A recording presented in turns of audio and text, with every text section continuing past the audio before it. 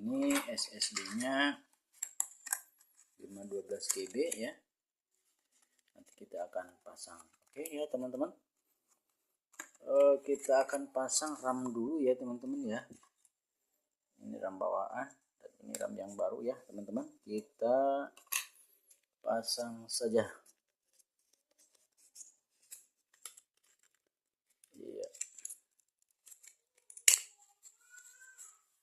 Nah, kita langsung pasang saja teman-teman ya.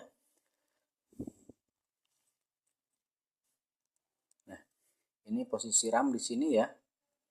Nah, ini udah ada DR4, kita langsung pasang saja ya teman-teman.